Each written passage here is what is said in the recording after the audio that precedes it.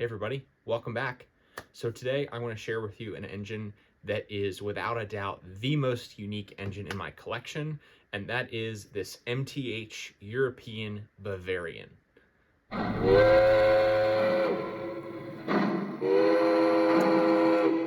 So this engine was first cataloged in 2010 and delivered in 2011 by MTH. I have it in the green and red paint scheme. They also did it in some other greens, blue, and I believe a black version as well. Now, this engine is highly collectible and sought after by a lot of MTH collectors today, and there's a reason for that. So MTH sold off their European tooling a while back, so we won't see any more European engines from MTH, unfortunately. And for that reason, a lot of MTH collectors are looking for this engine. So when this engine came out, it retailed for about $1,200. And if you're fortunate enough to find one of these today, you can usually expect to pay about that price or maybe a little bit less. But because MTH will never make this model again, and they were made in such limited quantities, they've held their value pretty well.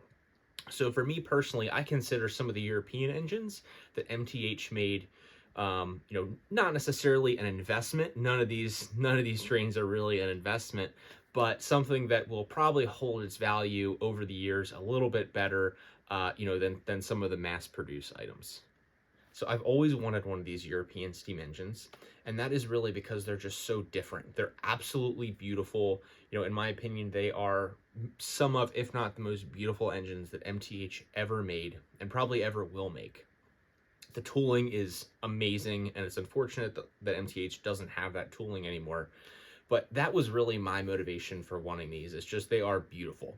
I'm really not too big into the history of the models that I collect, whether that's European models or, even some of the US models and American models that I collect. For me, it's really about the history of the model itself.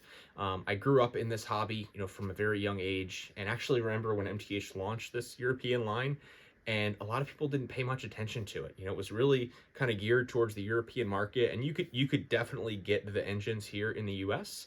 But at the time, there was just so much new product coming out that whether it was MTH or Lionel, that I think a lot of people just didn't pay much attention to them. And now people have realized that these engines are absolutely gorgeous, and unfortunately they're not making any new ones. So that's part of the reason why I think they've held their value. And for me, I saw pictures of them in catalogs, but never really saw one in person until a couple years ago. And it was at that point that I decided I need to get one of these. So this engine would be considered a 2-3-1 by the way that Europe classifies their steam engines. And I'll show you some of the detail here, what I'm talking about and what makes this engine beautiful. You can see all the copper piping there is just absolutely gorgeous. For me, that is probably my favorite part of this engine. It really pops. The sounds are great as well. It has smoke and everything you would expect from an MTH engine. And I'll show you what that looks like here and what the sounds sound like as we run around the layout.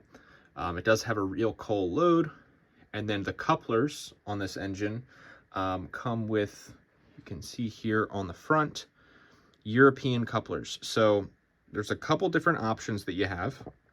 You can, this is the front of the engine, the rear has this as well, but you can remove the proto coupler that comes on the rear of the engine and replace it with two different options of European style couplers. So I did that because quite honestly, I will never run this engine. It looks very odd to run it with, American rolling stock or a 40-foot box car or wood-sided reefers. So I removed the proto coupler and I run it with European couplers with some European freight cars that I got. So we'll show you those as well and what it looks like running around the layout. So these are the reefers that I got that are European reefers. They are pretty hard to come by in 3-rail. So actually I bought these out of the MTH warehouse auction. These are 2-rail scale versions. So it's the same exact car, it just has scale wheels on there. Now that wasn't really a big deal because I plan to use the European style couplers anyway. I will tell you that they are very difficult to couple and uncouple, and you get a lot of slack here between the cars. So I try to stick this thing on the layout and not really touch it. I don't put it up on shelves. I have one spot on my layout that is dedicated to this train. So we've got 6 reefer cars here. And you can see they really don't like some of these switches on my layout. Now, fortunately, the cars are light enough that they kind of just bump along here and very rarely derail. But the scale wheels definitely make it difficult to run on a high rail layout, especially if you have any kind of elevation changes. So eventually I will swap these wheels out with some high rail or 3 rail wheels that help prevent derailments. So let me show you what I'm talking about with these couplers. You can see the car here has a hook, and the hook, and there's a little chain as well, which has a catch on the end, and each car has a hook and a catch. So depending on which way you're pulling, you would connect the chain with the catch to the hook. So I have that here on the engine because we're going to be pulling the car. So we will get that coupled up. All right, there we go. I did get it. Yeah, up to you how you want to run these cars. Like I said, I chose to run them this way with, this European coupler. It looks a little better, but they are not easy to use, and I can't even imagine trying to connect these cars if this was HO or a smaller scale. So up to you what you want to do. In hindsight, I probably would have stuck with the 3-rail couplers and converted these reefers over. Grüß dich Gott, Otto. Morgen, Sepp. Ich hab gerade Schlüssel geholt. Wie wär's mit der Kohle fassen? Wieso denn das? Heute Nacht war keiner mehr da. Jetzt haben wir das am Hals. Da müssen wir uns aber beeilen.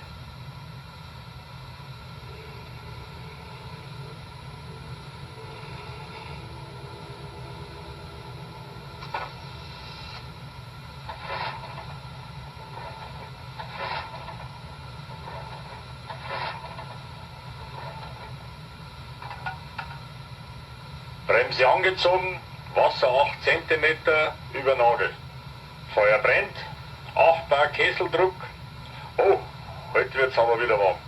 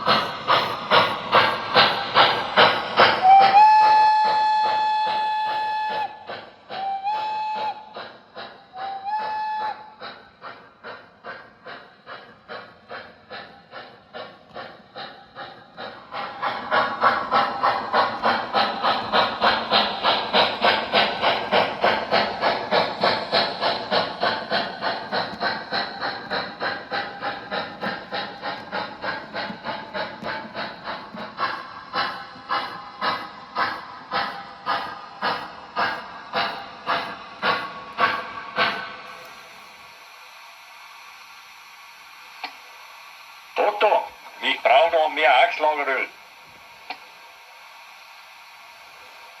Hier ist eine volle Kanne. Gib mir deine.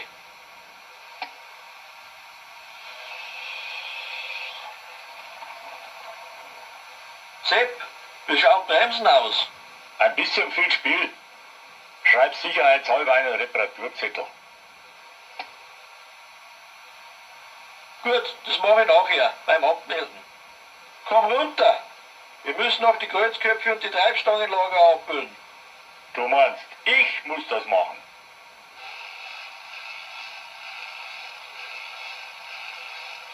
Sepp, hast du auch das Anfahrrad überprüft? Der Kasten war voll und die Streurohre frei.